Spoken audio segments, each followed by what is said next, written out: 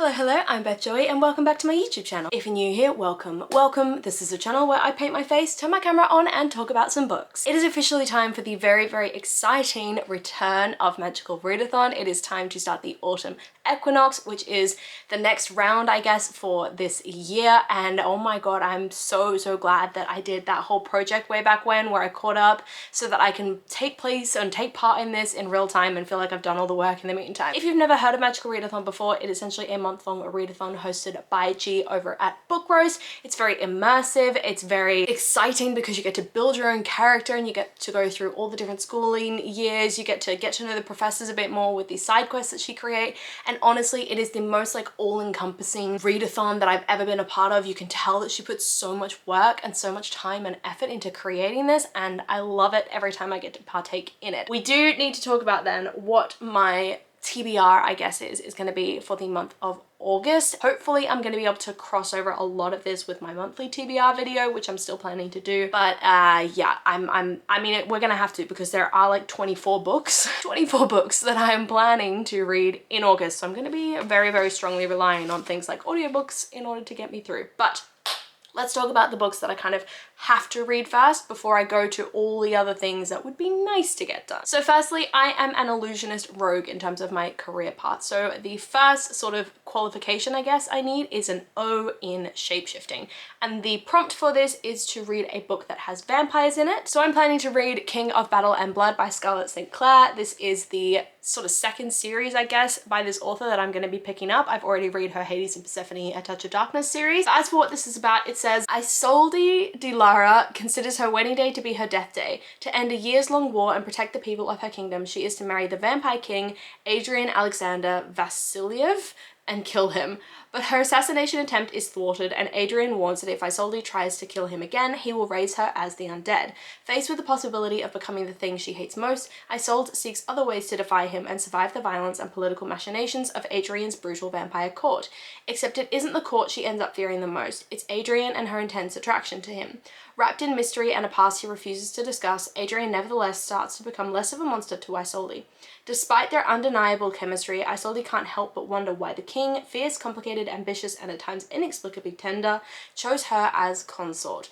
The answer will shatter her world. So this is book number 1. Next up, I have to get a D, or Distinguished in Art of Illusion. So the first prompt for that is to read without touching the floor or the ground. I don't really mind, I guess, what I'm going to be picking for this one. It'll probably be something like a graphic novel, like I'm thinking Lore Olympus or Heartstopper, something really quick and easy. So the idea of reading without touching the ground is definitely something I know I can accomplish. The second sort of prompt, I guess, to get the Distinguished in Art of Illusion is to read an audiobook. And for that, I'm planning to read Carrie Soda is Back by Taylor Jenkins Reid, which is one of the more recent releases by this author. As for what it's about, it says, Carrie Soda is fierce and her determination to win at any cost has not made her popular. But by the time she retires from tennis, she is the best player the world has ever seen. She has shattered every record and claimed 20 slam titles. And if you ask Carrie, she is entitled to every one. She sacrificed nearly everything to become the best, with her father as her coach. Javier, a former champion himself, has trained her since the age of 2. But 6 years after her retirement, Carrie finds herself sitting in the stands of the 1994 US Open, watching her record being taken from her by a brutal, stunning British player named Nikki Chan. At 37 years old, Carrie makes a monumental decision to come out of retirement and be coached by her father for one last year in an attempt to reclaim her record. Even if the sports media say that they never liked the battle axe anyway, even if her body doesn't move as fast as it did, and even if it means swallowing her pride to train with a man she once almost opened her heart to, Bo Huntley. Like her, he has something to prove before he gives up the game forever. In spite of it all, Carrie Soda is back for one epic final season. In this riveting and unforgettable novel, Taylor Jenkins Reid tells her most vulnerable, emotional story yet. And lastly, for my Distinguished in Art of Illusion, I have to read a book with no magic in it whatsoever. And the book I've chosen is The New Life by Tom Crew. I picked this one up when I went to an author signing with him and Alice Wynne, where they talked about their books, and I've been beyond excited to read it ever since. But as for what it's about, it says, 2 Victorian marriages, 2 dangerous love affairs, 1 extraordinary partnership. After a lifetime spent navigating his desires, John Addington, married to Catherine, has met Frank, a working-class printer. Meanwhile, Henry Ellis's wife Edith has fallen in love with Angelica, and Angelica wants Edith all to herself. when in 1894 John and Henry decide to write a revolutionary book together intended to challenge convention and the law. They are both caught in relationships stalked by guilt and shame, yet they share a vision of a better world, one that will expand possibilities for men and women everywhere.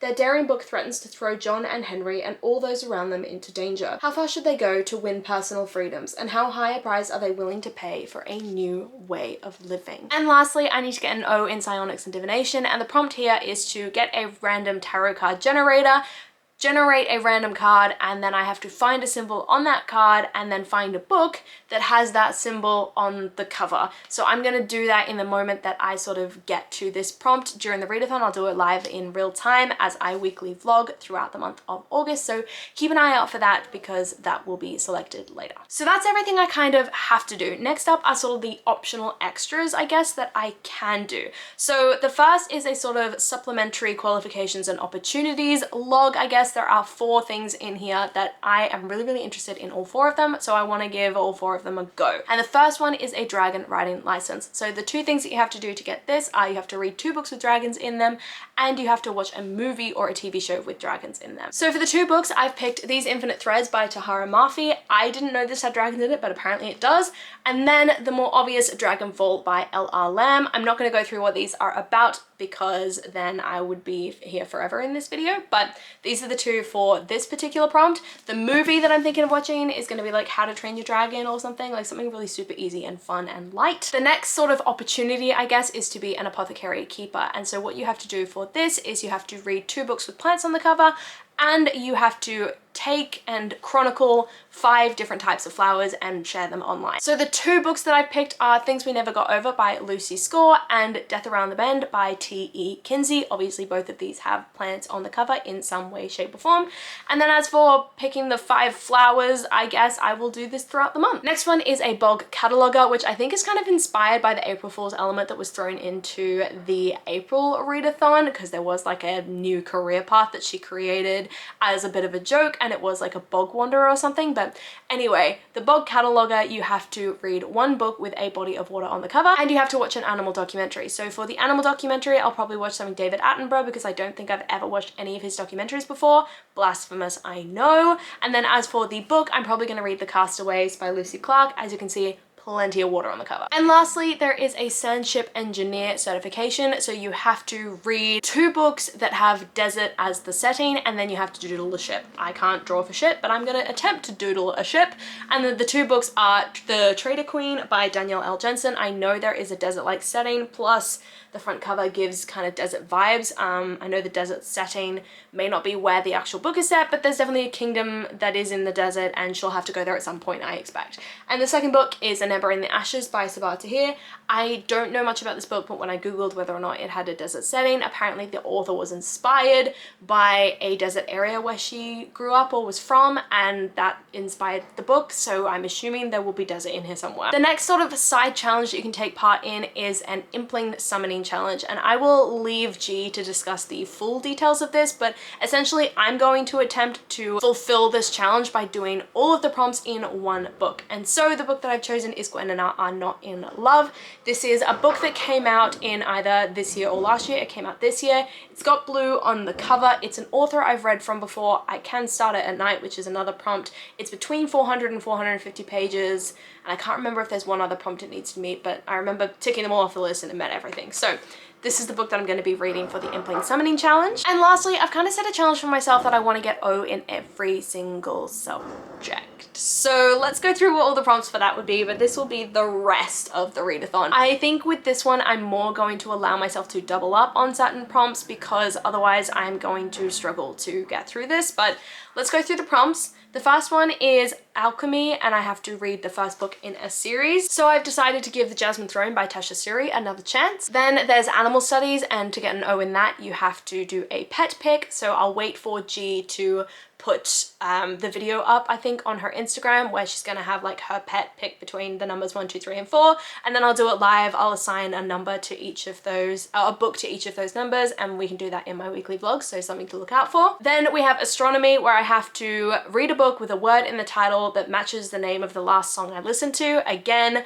I'm gonna do this live and I'm gonna be listening to songs with really long titles, so I have the best opportunity to find something that will match. Then I have Conjuration and I have to read a court/royal book, and the plan for this one, if I can find the book, is to read These Hollow Vows by Lexi Ryan, a book that I have had for ages. I got the second one in special edition as well, but I still haven't read it, so need to read it. Then we have Demonology, and I have to read the first book seen on TikTok. So again, we'll do that live. I'll scroll through TikTok or any other social media. It could be Instagram, could be Threads, could be others, but I've chosen TikTok. Then we've got Elemental Studies, and I have to read a book with the word Earth in the title. I do not own a single book with the word Earth in the title other than House of Earth and Blood, and I've already read that and not planning to read it again soon. So instead I've gone slightly off, and I'm going to be reading Love Like Farms by B.K. Borison, because farm, earth, I feel like earth is very integral to the operation of a farm, so that's where I'm going there. Then for Spells and Incantations, I have to read a graphic novel. So the plan,